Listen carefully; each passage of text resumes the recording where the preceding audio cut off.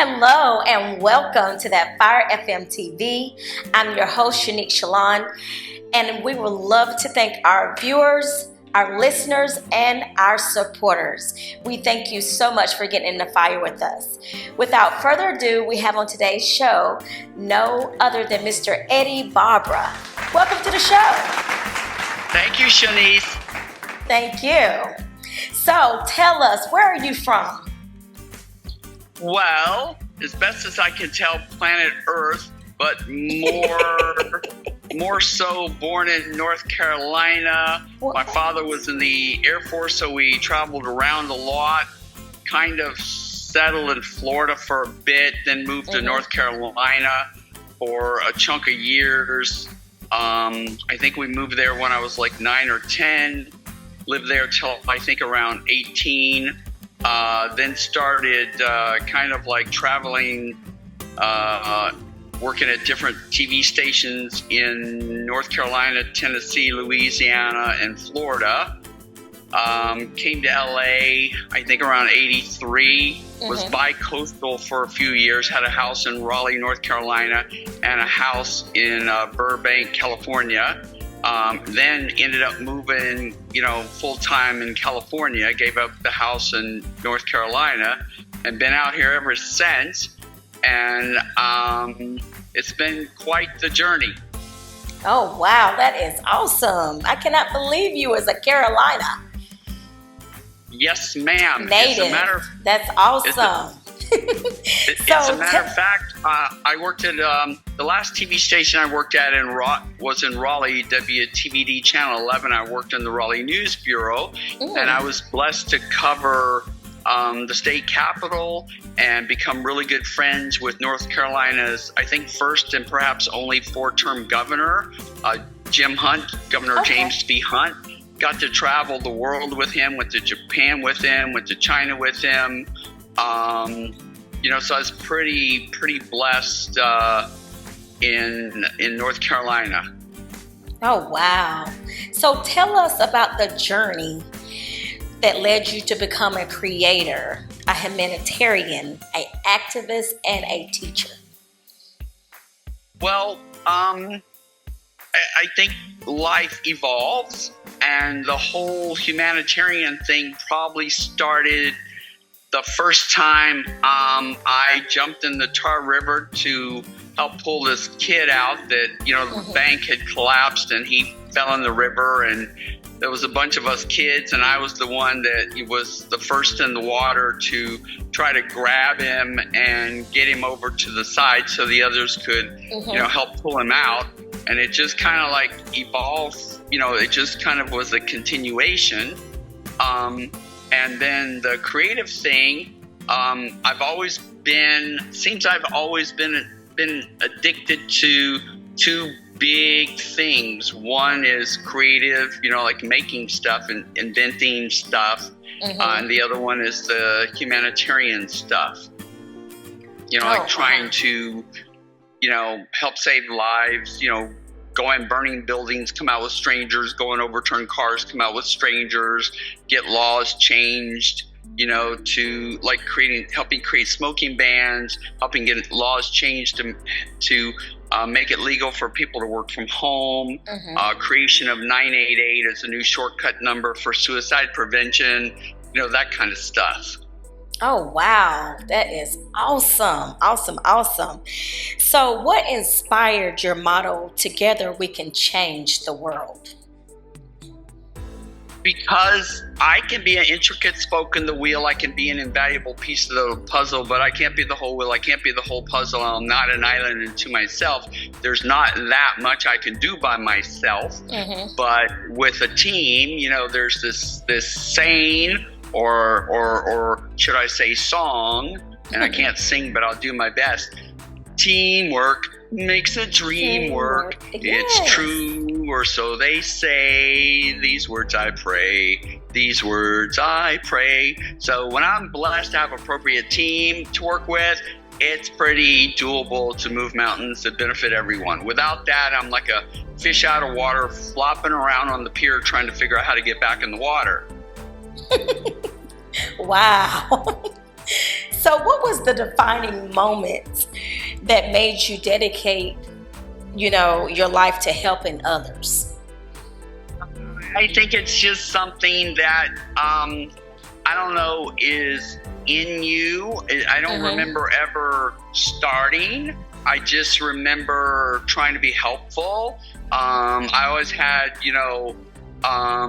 weird observations and thoughts as a kid, although they don't seem weird to me, but they seem weird to others at the time.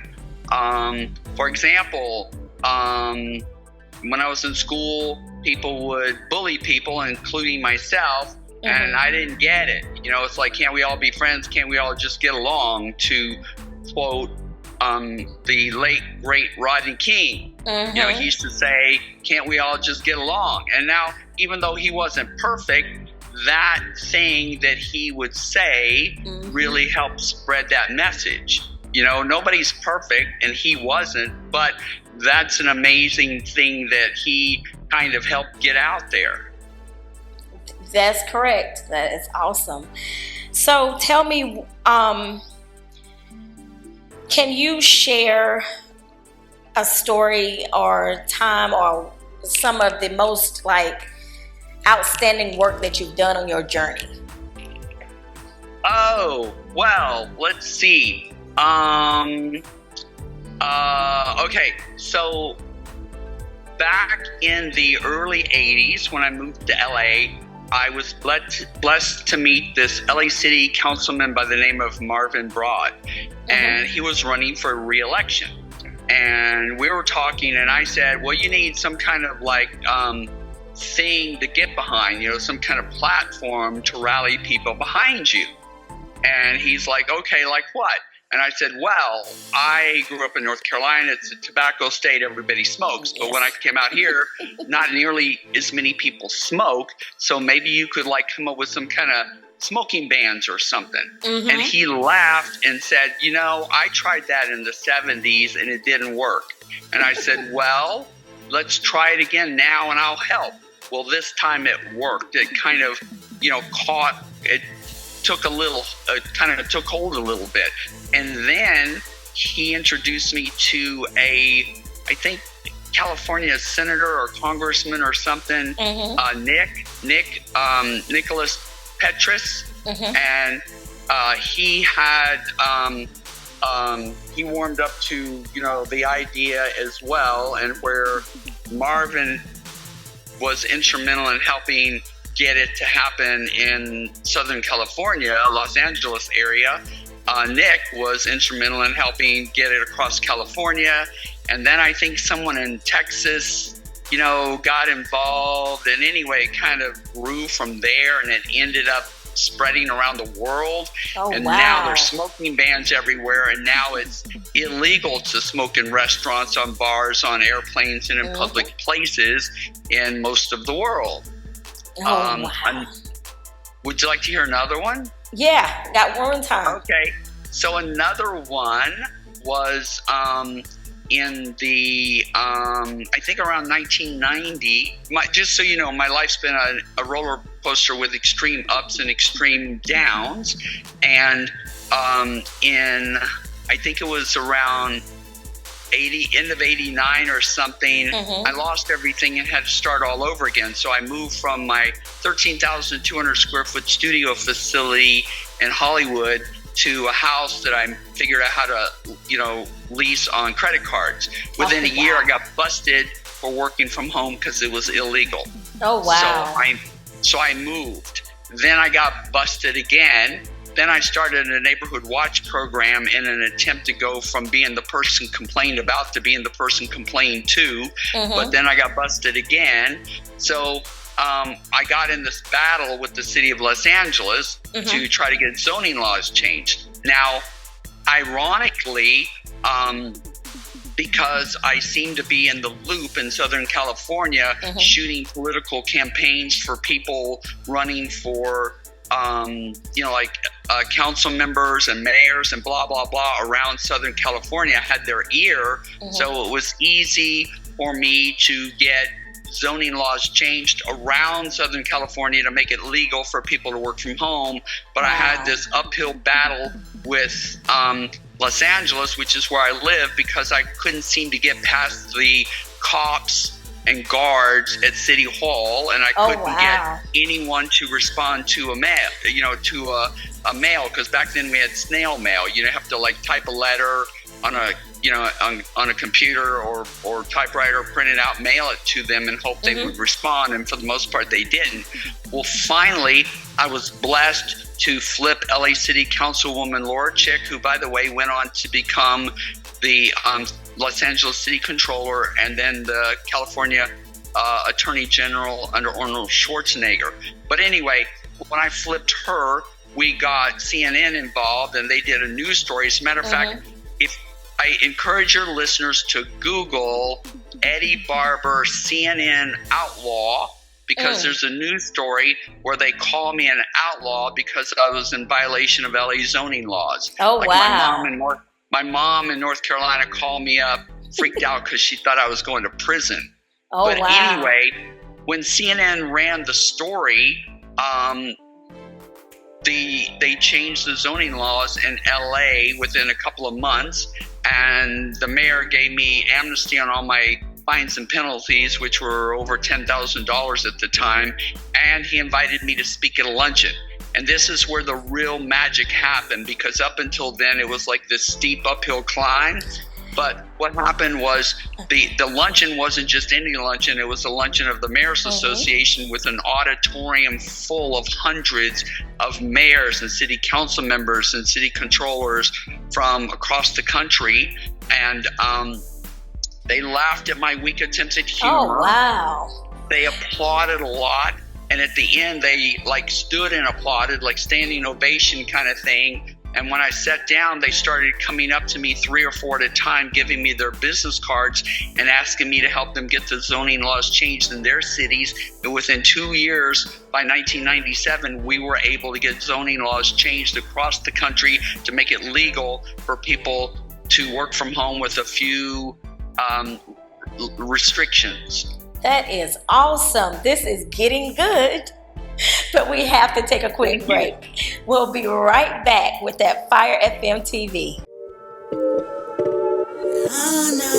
Yeah, I just want to let you know, sweetheart, you got what it takes, you got the look, you can sing, you can dance, and that's all gravy, you know what I mean? Choco Willie, meet me at the Choco Factory. Now listen, back to you. There's one thing that you gotta do. One thing. Just keep it charismatic. Just keep it charismatic, girl. For your sex, I'm an addict. For your sex, I'm driving in a like I'm driving in a new going platinum's automatic. You must think it's tic-tac-toe. No, you must think it's take my flow. You gotta make the money flow. Yeah. Come on, y'all. You and me searching for the dream team green. A way to sing, know what I mean? It's my show, it's your show. Money flow when we go. Oh. Just keep it charismatic. See, my life was kinda tragic. Choco Willie, music magic. I bring the heat, won't be no static. From the basement out, we in the attic. Trying to beef with us, we don't have it. Them paper bills, we stack it. From Atlanta, Philly to California. My dollar boys, I put it on ya. I love a bad chick, I thought I told ya. And this track is stronger than ammonia. Let's go. Just keep it charismatic.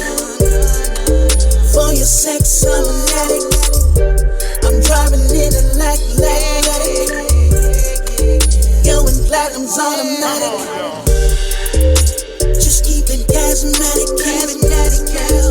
For your sex, I'm an addict. For your sex, I'm driving in a like going platinum's automatic. You must think it's tic-tac-toe. No, you must think it's take my flow. You gotta make the money flow. Yeah.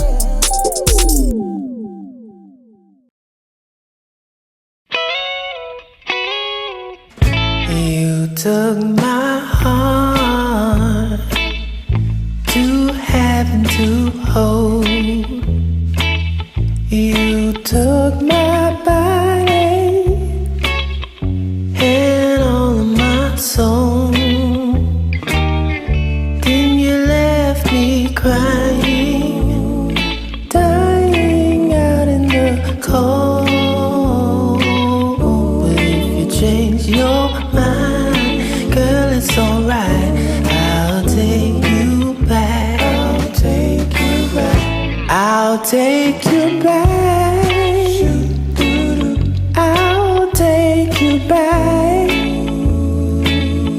Though you done me wrong, my love is still strong. I'll take you back. And they say love is blind. Well, maybe I'm just a fool. My mind says no, but my heart just won't let go. Won't let go. Baby girl, I try, but I just can't walk away and say goodbye. So if you change your mind, girl, it's alright. I'll take you back. I'll take you back. I'll take you back. I'll take you back. Oh, though you done me wrong, my love is too strong. I'll take you back. I'll take you back. Oh, I'll take you back. Whoa, you done me wrong, my love is still strong. Though you done me wrong, my love is still strong. Though you done me wrong, my love is still strong. I'll take you back.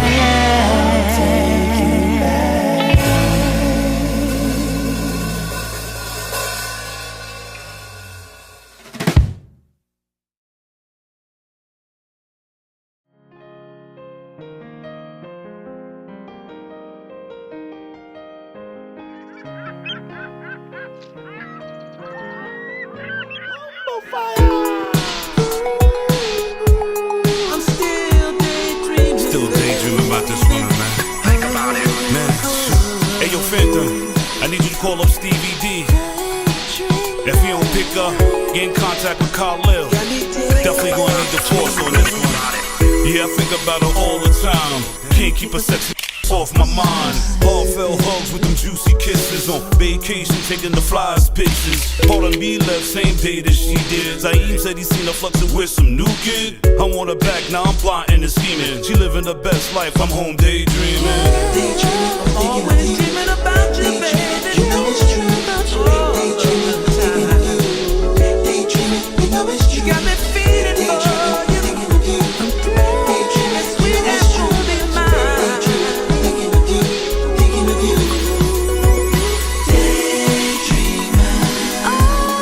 Takes me where I want to be. Where I want to be. Daydreaming. Lets me have you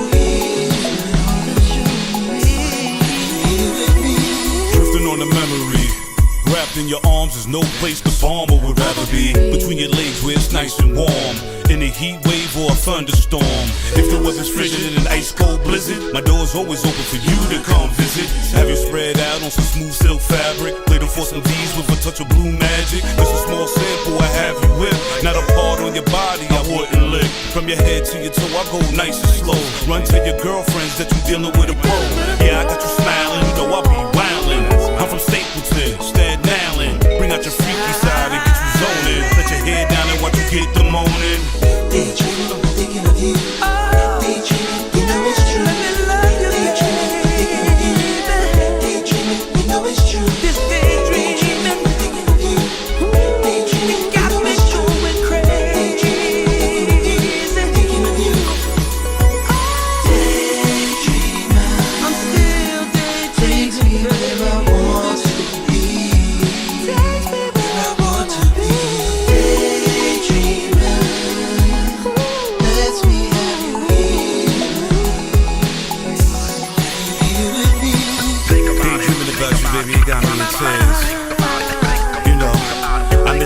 of love.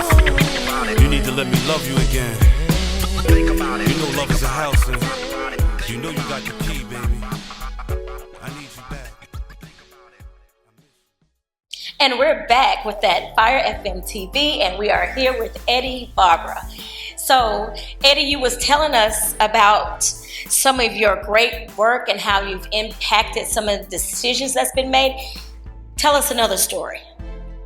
Okay, are you familiar with 988, which is the new 3-digit shortcut number for suicide prevention? It replaced the old 10-digit number? Yes. Well, around, I want to say 2015, I was at the NAB conference, which is National Association of Broadcasters conference in Las Vegas. I had just won pickup show for a handheld camera stabilizer that I invented, the Steady Pod. And while I was there, I met the people with the FCC, and we were chatting, and I was telling them about how when I used to be a TV news reporter that we got our broadcast license through the FCC. And they said, well, we do much more than that. And they said, 911. I said, sure. They said, well, we're the people that did that. I'm like, oh, wow, awesome. And then instantaneously, I said, you guys should do a little shortcut number, 3-digit shortcut number like that for suicide prevention. Because when you're thinking about offing yourself, nobody's going to remember a long 10-digit number. And they're like, So that seemed to have helped get the ball rolling. And then the following year, I won pickup show at NAB again. I talked to him again. It was in the works. And then same thing the following year. And anyway, by 2019, they got it through Congress, and now it's a thing. Now, I met a woman at, I think it was called Promise to Live, who also was working at it kind of parallel. So I'm thinking, that ideas fly through the universe and people get similar or same ideas at different times. So it's definitely nothing I did by myself, but I seem to have been somewhat instrumental in helping get it created. And if you Google Eddie Barber 988 PSA, you can see some of my 988 PSAs, and I encourage you to share them, repost them, because the more the word gets out, the more people that can be saved and treated and counseled and things like that. All right. Well, tell us, a little snippet of some of your inventions. Okay. Let me think. Pick an industry. Say music. Okay. Well, in the music industry, I invented the camera boom crane jib that are used on a lot of music videos. Also, are you familiar with the 360 booths that are in the event industry? Yes. I originally came up with those as a replacement for a circular dolly track for music videos. Oh, wow. So I invented a variety of products for the music industry, but I've also been blessed to direct some music videos, and I got a bunch of those gold and platinum record things. But one of my favorites was the one I did for Michael Jackson. All right. Tell us about it. Well, it was an MTV contest, so it's not like someone hired me and gave me a bunch of money and said, make a music video for Michael Jackson. Quite the contrary.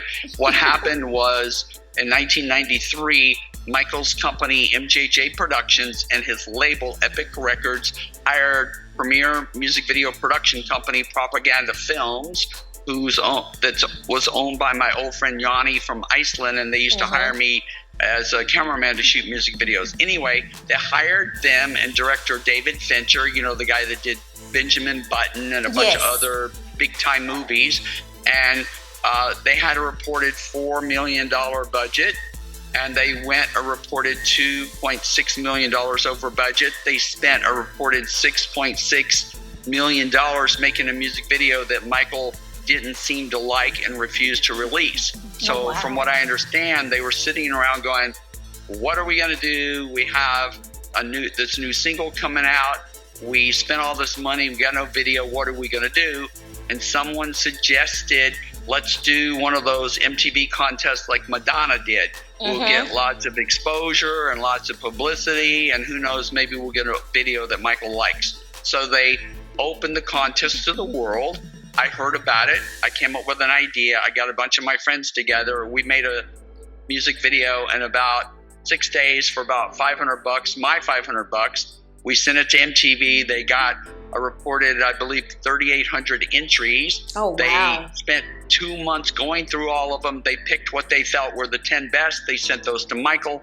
He picked his favorite, and it was the one that we did in 6 days for $500. Wow, that is awesome. Eddie, you know what? We're going to have you back. That would be amazing. I would love that. Hopefully someone will acquire or adopt me soon so I can be back. Otherwise, I might be in the street in a couple of weeks. Oh, so tell our listeners our viewers where they can pitch in or be able to do some contributions. Well, I think my Zelle is Eddie Barber, EDDIEBARBER, like you have on the screen there. And my phone number is 818-640-7775. I think that's the Zelle to my nonprofit, the Eddie Barber Foundation. And if they need to research me, just Google Eddie Barber. That's spelling. Usually my results dominate the first few pages, not counting the barber shops. And there's a lot to see. Or they can email me at barbereddie@gmail.com, and I can send them information. Like literally, hands down, the best thing anyone can do would be, anyone with resources would be to acquire or adopt me. I'm a special needs polymath. Research shows us to be 1 in a billion. I don't need anybody to pay me. I just need people to help me move mountains. So if someone wanted to acquire me, they don't have to give me a salary. All they have to do is partner with me to do things that will make them money and help fund my humanitarian endeavors that benefit everyone. Sounds great. Well, that's our show. And I want to thank you guys, and thank you, Eddie Barber, for being on the show. And thank you, viewers and listeners, for tuning in to that Fire FM TV. I'm your host, Shalon, and we're out. Peace.